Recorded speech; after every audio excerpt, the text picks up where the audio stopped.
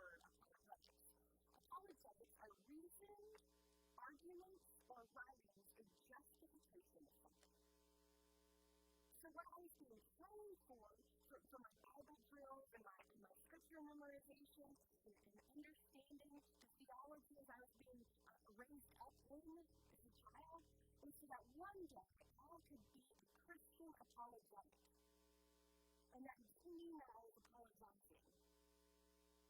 That meant that I would be ready to defend my faith.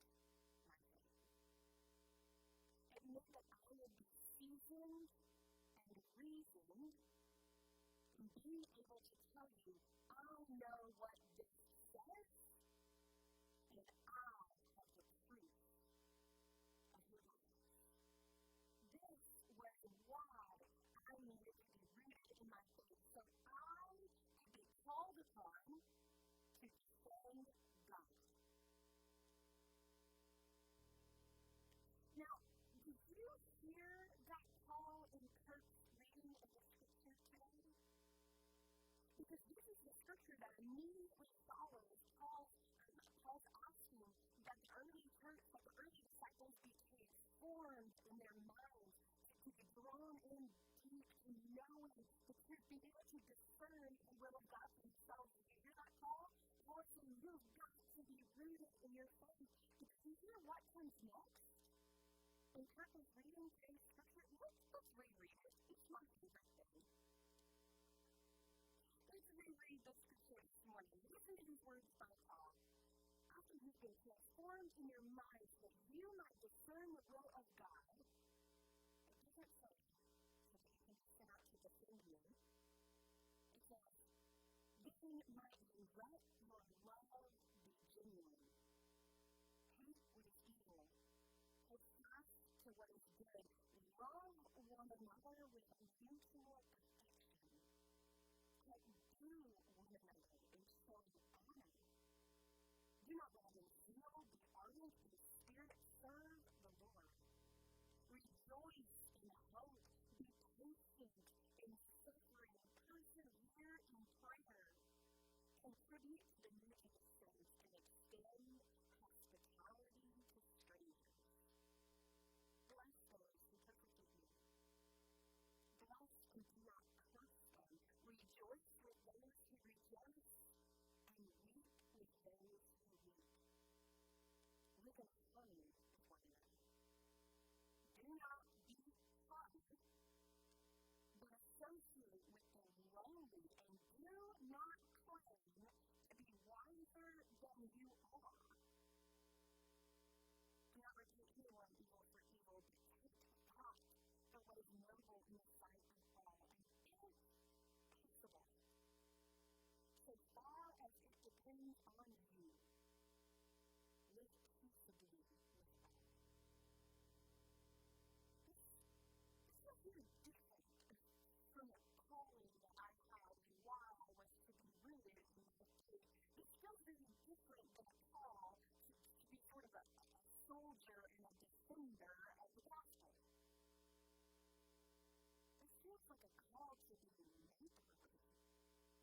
That when I become rooted and transformed in my thinking, that I might humble myself to be associated with the lowly, to be called a friend to those who suffer, to never think of myself wiser than those in my condition, and to put my heart to service for the Lord. This is genuine hospitality. You see, this is our second core principle in our new mission statement. That once we grow deep, as our timing, our next call is to grow wide, to open ourselves up to genuine hospitality. Did you hear that word in the very first verse? It says, let your love be genuine. I find this an interesting word to use here for Paul. It's not let your love be deep or let it be true or let it be real, but let it be genuine. But I think he's really trying to point something out to the early church. Have you ever been the recipient of ingenuine love? Okay, I'll tell you a story. This to go to Myrtle Beach, South Carolina for a summer vacation this summer. And I know what you're thinking. That was already the wrong choice. Myrtle Beach is an overrun, very touristy, beachy spot.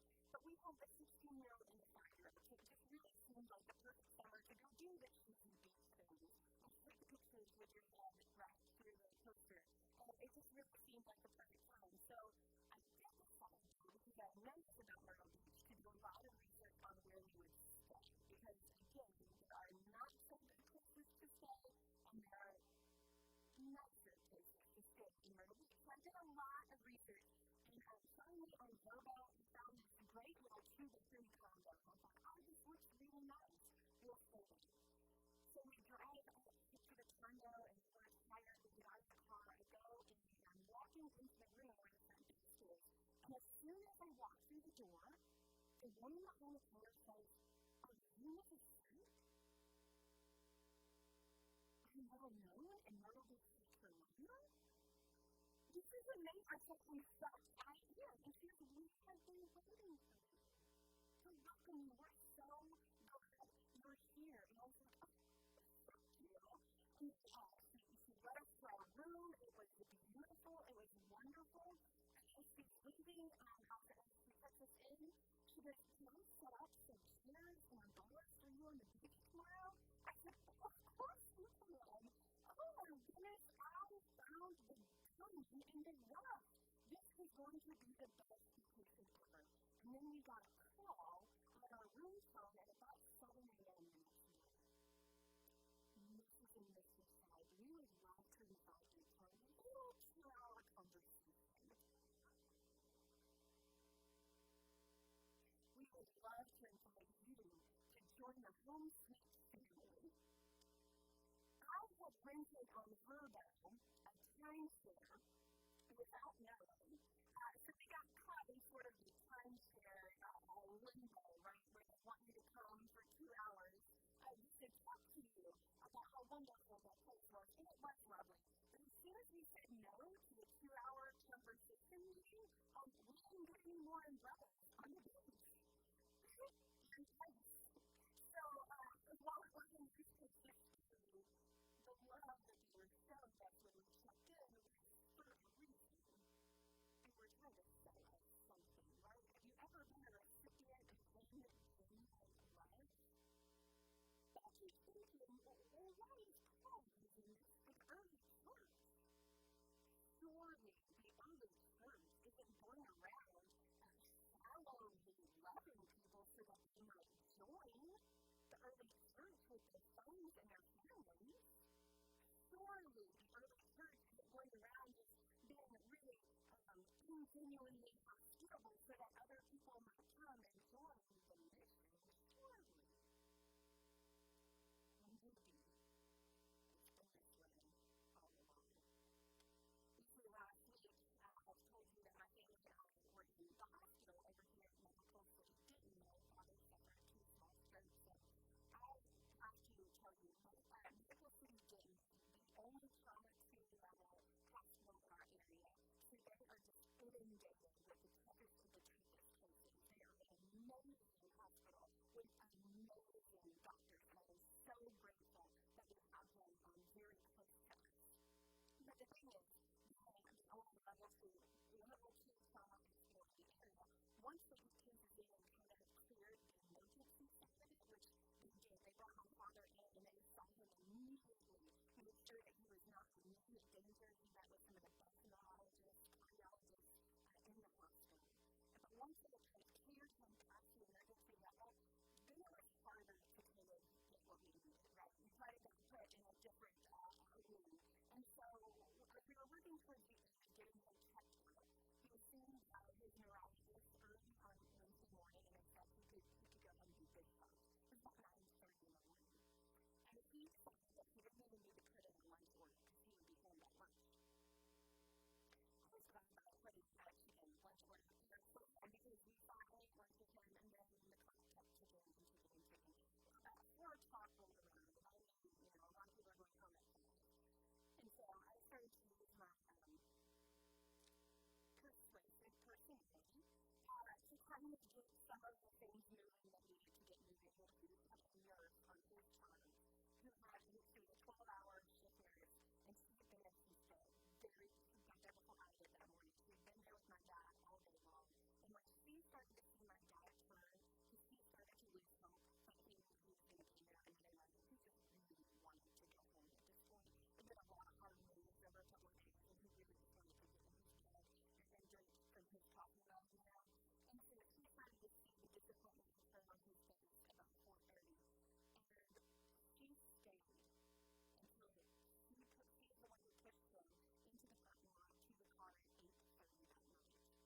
She stayed with us for well past her 12-hour shift to make sure that he got in the car and got to go home that night. She didn't do it for a tip. She didn't do it just for that our family was disappointed to hear to medical city family. She does it because she's a nurse who has a call in her life to serve and love others. She won't probably ever see my dad again.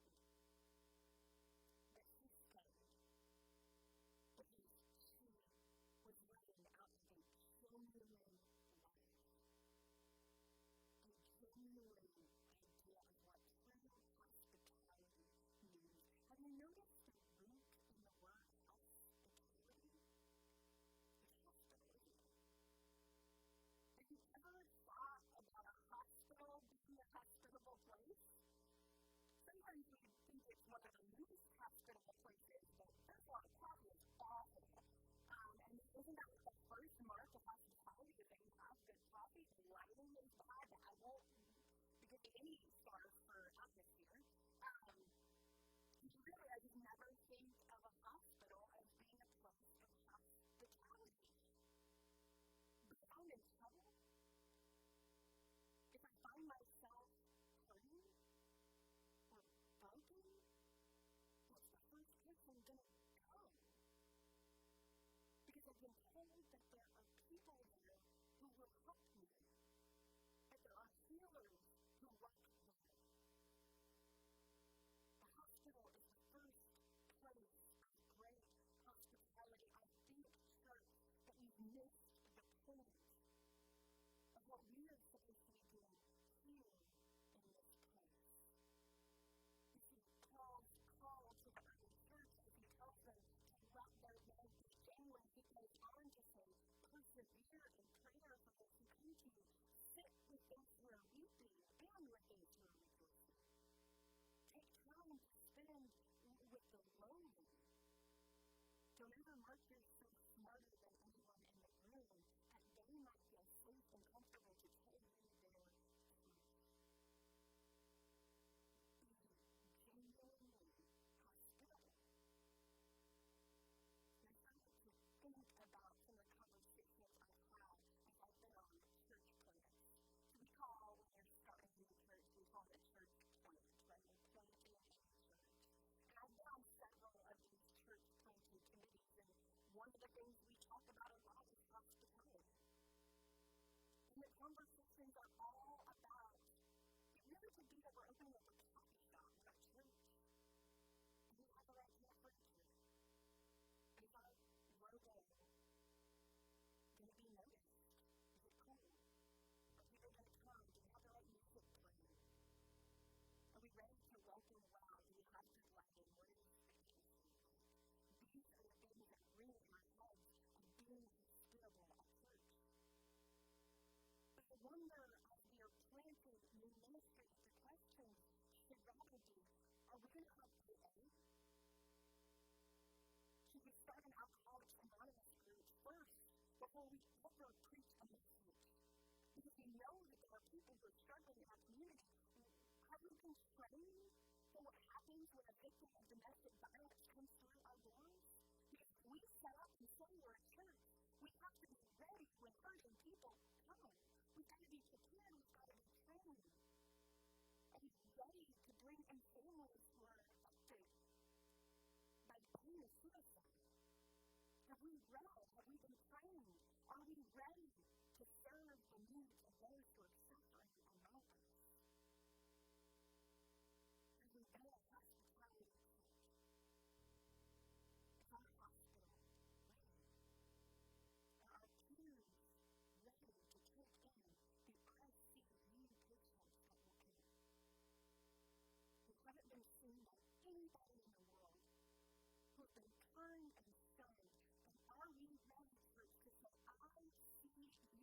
not going to ignore the pain that I see in your eyes. I'm going to ask the hard question, how is it with your soul?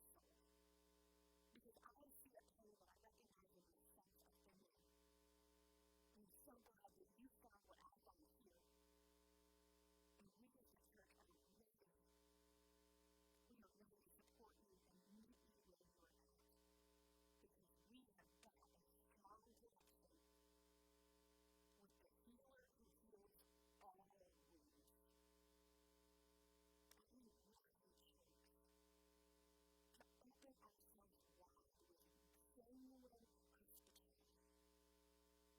Because I think we have to ask ourselves the real question. There's a lot of churches in town who have way better coffee than we do. Do we want to be a coffee shop that just has a first aid kit in the kitchen if somebody hits up breaking? Or do we want to be a hospital serving vending machine coffee if we have to, but who is ready, prepared for the hurting news that we're going to walk through our door? Who is ready, with arms wide open, to say, we are here to sit with you in your suffering, to weep with you, to rejoice with you, to laugh and love you. Because why do we are as a church? It's why we've been called. God's calling us to grow wide, and I think we're ready. Let's pray. Father, thank you so much for your Holy Scripture. And as we dive deeper into it, like we have this morning in the letter of Paul to the Romans, that we hear this call to let us love be genuine. Lord, that you draw us deeper past the sentimentality of hospitality. That we might just not